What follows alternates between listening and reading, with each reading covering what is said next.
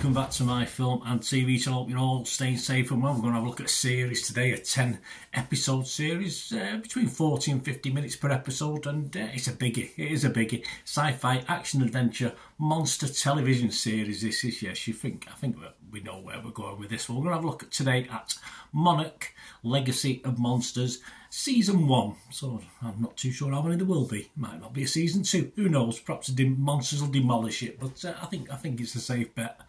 There will be more. Please, if you're new to the channel, push that subscribe button, push the bell notifications. Everything film and TV, reviews of series like this, films, previews, looking forward to stuff, lots of different things, even the odd quiz thrown in from time to time. So it'd be great to have you on board. Let me know what you think of this or anything to do with film and TV, and I will respond or give you a like. And you give me a little thumbs up for this vlog as well, guys. Make an old TV watcher very, very happy. Right, yes, Chris Black and Matt Fraction created this one for Apple TV+. And of course, it's based on Godzilla by Toho Company Limited, and is the 6th instalment, the second television series in the MonsterVerse franchise, following the events of Godzilla in 2014. This follows members of the Monarch organisation as they encounter Godzilla and other monsters called Titans across a half-century. Yes, there's a little bit of time leaping in this, which, you know, if you watch any of my vlogs, I do struggle with from time to time.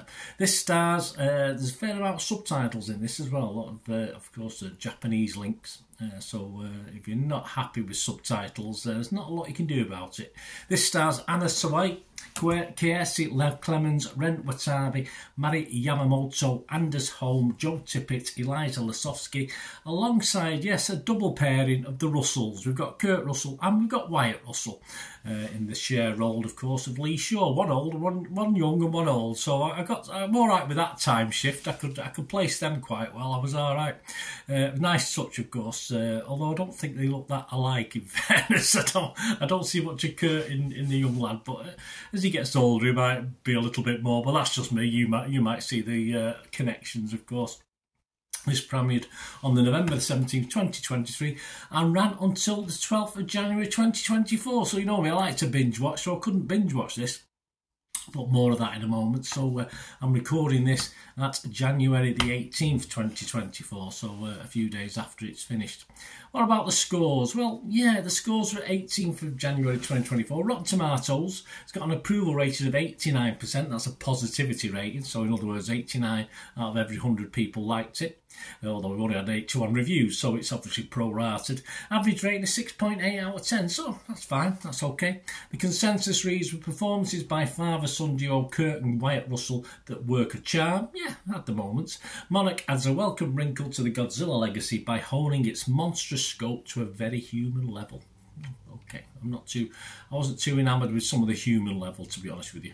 Metacritic, the other site we look at, gave this 68 out of 100. That's based on 26 critics. 16 were positive and 10 were mixed, yes, but there's no negative, so that all bodes well. And I think the sort of it covers that with the scores. He scored anywhere between 50 halfway and 91 out of 100. Empire's John Nugent, we like to look at the 2 or 3 of the film magazines, said give it 60 and said not quite the Monsters versus high point, but far from its low point either, with some satisfying long form world building and a hugely enjoyable dual performance from Kurt and Wyatt Russell. I wasn't impressed as some of these guys are. So that was their thoughts on, or his thoughts on it. The public, yes, what about the public? Always important. Rotten Tomatoes, 78% positivity. That's fine. I've got no actual score for that. Metacritic users, just 5.9 out of 10, but that's less than 100 reviewers. So yeah, it might increase, but it's not perhaps an unreasonable score for me. But Internet Movie Database, 25,000 scores and reviews as I'm doing this, and it's getting 7 out of 10. So generally, there's not a lot bad to say about this, and I think that's the thing with this. There's not a lot bad to say. Is there anything particularly fantastic and good to say?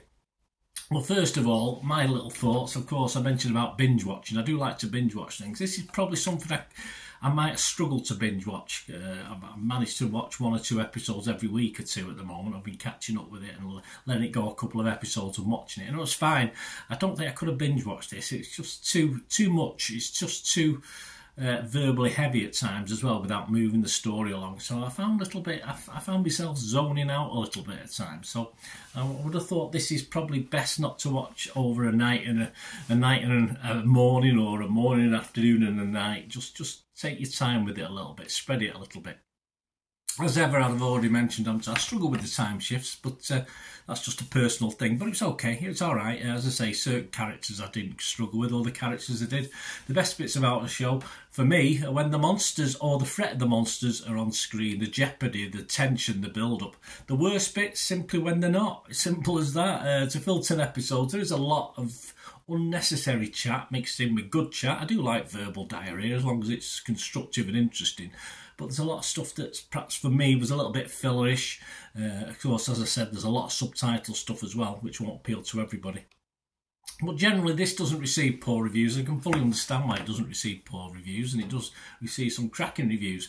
But most people seem to like it to some extent, from being okay to, very, very good. So I did struggle to invest in most of the characters, which does limit the enjoyment for me. I like to invest in characters, and found myself turning off a little, as in turning off mentally, not as in the switch, when uninteresting characters came on screen.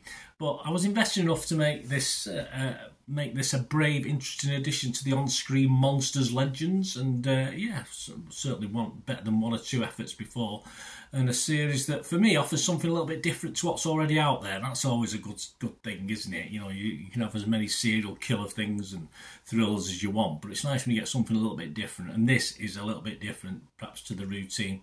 In here, I do sense there's a cracking 3-hour film in this somewhere, but we get an okay 10 episode season 1 for me. So as I say, I think if they'd sort of broke it down and made it into a 3-hour film, I would have thoroughly enjoyed this a lot more. As it is, my scores, I'm going to split my scores and then come out with a final score. My score for the monster scenes and the build up to the monster scenes, a very good 7 to 8 out of 10. Sadly, although there was too much filler, so too much verbal that didn't really move the story along, that, as I said, got me a little bit zoned out and uninterested. So overall, I would be mixed on this if it was Metacritic. I've got to be fresh on this. This is Rotten Tomatoes. It's certainly not rotten. I would be fresh. And my score, yes, just below. I was going to give it a watchable score, but because there was quite a lot in it that, as I said, I didn't enjoy particularly, I'm going to give this a reasonably healthy 5.5 out of 10. So a little bit down on what other people are thinking. But I think for me, that's a fair reflection of this. As I said, if it had been a film, 3 hours, I probably would be up there with 7 and 8 out of 10 for this. But as it stands, as a 10 episode series, 40-50 minutes episode, so what's that? Say 450 minutes. So just about 3.5-4 hours could have been condensed into 2.5-3 hour film, and it would have been a cracker, I think, based on what I saw. Anyway, 5.5 out of 10 for me, guys. Let me know what you think. It'd be great to hear your views and opinions. Just let me know. Thanks for watching, guys. Until we meet again, that's one thing, don't I? Please stay safe, everyone. Bye for now.